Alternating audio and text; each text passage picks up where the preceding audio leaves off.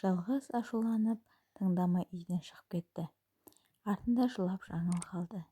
Енді не істе дейсің маған? Саған бір ұрпақ туып бере алмадым. Саған жасаған жақсылығым тек осы ғана дейді.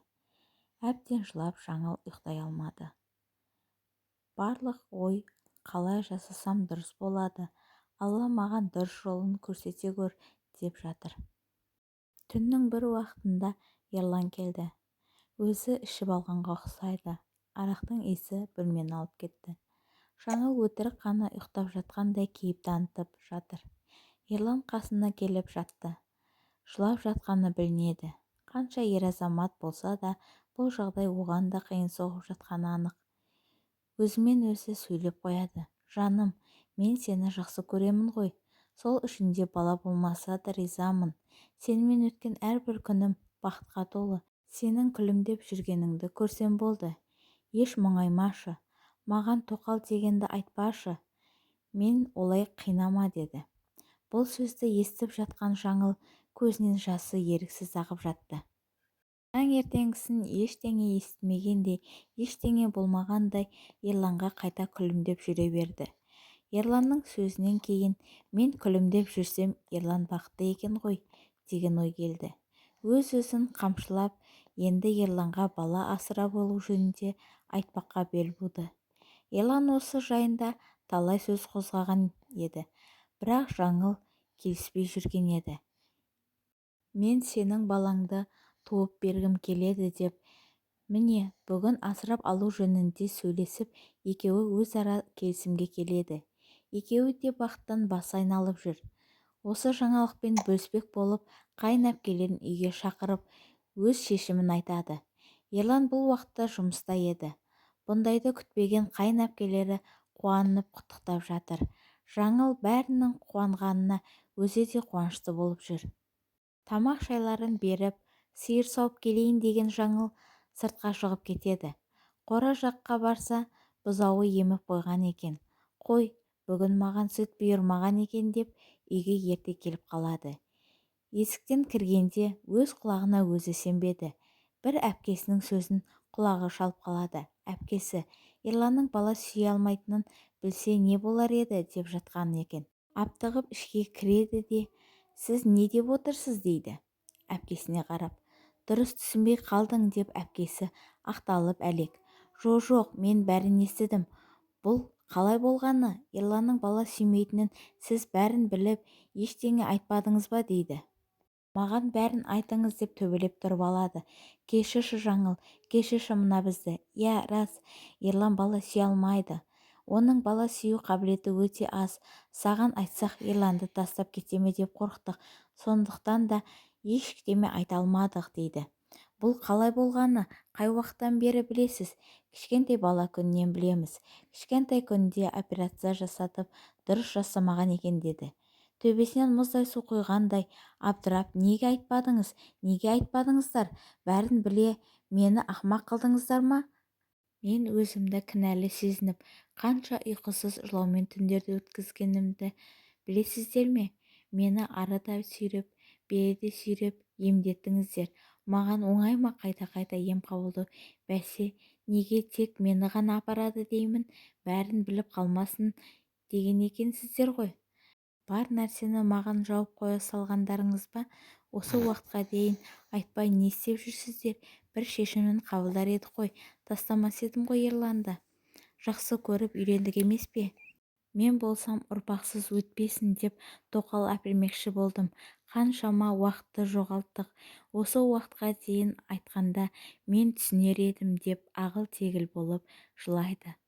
Бір кезде Ерлан біле ме бұл жағдайды? Жоқ, оған айтпашы, жалынамын, білмейді. Ол кезде Ерлан кішкентай, оған айтпадық дейді. Мүмкін осы аз мүмкіндікпен де әке болатын шығар деген үміт болды бізде. Сондықтан ештеңе айтпадық. Сіздер сонда мені ойламай, өз інілеріңізді ойлағандарыңыз ба? Мен ту сыртымнан естімегенде әлі де құпия болып қалар ма еді? Деп жаңыл әбден осы уақытқа дейін ішінде жатқан бар өкпе назын айтып бір жеңілдеп қалды. Сосын әпкелеріне қарап, ерлан жұмыстан келіп қалады, сыр бүлдірмеуге тырысайық. Ерлан естісе, оған ауыр тиеді. Ол мұндайға шыдай алмасы анық дейді. Ерлан жұмыстан келіп, әпкелерінің келгеніне мәз, арқа-жарқа болып әңгіме айтып, балалы болатындарына қуанып отыр. Еш түріп білдірместен өзін жинап алған Жаңыл күлімдеп шыға келді. Жаңыл Ерланды еш жазғырмады. Ерлан білмеген, мен бедеу деп жүрсе де маған қолдау көрсетіп, осынша уақыт бала туып бермедің деп бір ауыз сөз айтпап еді. Сол үшін де Ерланға ештеңе айтпады. Жабулы қазан жабулы болып қала берсін. Бәріне кінәлі дәрігерлер. Бір отбасын баладан ажыратқан. Тағы да зырғып ай өтті. Жаңыл енді бала асырап алудан бұрын жолдасын тексермекші болады. Екеуміз бір ем қабылдап көрейікші, соңғы өтінішім болсын, болмаса асырап аламын дейді. Оған келіскен Ерлан анализдерін тапсырады. Бірақ анализді алуға барғанда дәрігермен өзі ғана сөйлеседі. Дәрігердің айтуы бойынша бала көтеру мүмкіндігі бар, бірақ 10% ғана деп түсіндіріп айтады. Эко жасатуға болады деп шығарып салады. Ойлана келе жолдасына өзінің бала босанғысы келетінін айтып, эко жасатуға көндіреді. Жан-жақтан әке-шешесінен ақша алып, өздерінің жиған тергенін алып, эко орталығына келеді. Барлық анализдерін қайта алып, эко жасатады. Бірақ ешқандай кепілдік бермейтінін айтады. Келесі айда көреміз. Егер етеккір келмесе көтергенің, жақсылап күтін, ауыр зат көтерме деп барынша түсіндіріп жібереді. Келесі ай болғанша асығып Жаңыл күтіп жүр. Өз-өзін барынша күтіп, жолдасы тірлік істетпей алақанында салып, бәрі жақсы болса екен дейді. Барынша күтінсе де күткені оң нәтиже бермеді. Қатты қапаланған Жаңыл бәрінен күдер үзіп, болмады ғой деп бір апта не нәр татпай, бас көтермей, құр сүлдері қалды. Келіннің бұл жатысы жанына батқан енесі, Жаңылтай, бәрі бір Алланың қолында, саған перзент берем десе де, бермесе де разы бол. Бұлай жатқаның жарамайды. Ерланды да ойла. Сен тамақ ішпеген күндері ол да нәр татпады. Бұлай егіле беруге болмайды. Дәрігерге қайта барыңдар, сөйлесіңдер деп ақылын айтады. Шашын сипап отырып, бәрінің шешімі бар дейді. Өзіне әрең келген Жаңыл дәрігерге қайта барады. Болмады деп жылайды. Дәрігер сонда, мен не дедім саған, егер болмаса қайтып кел демеп пе едім дейді.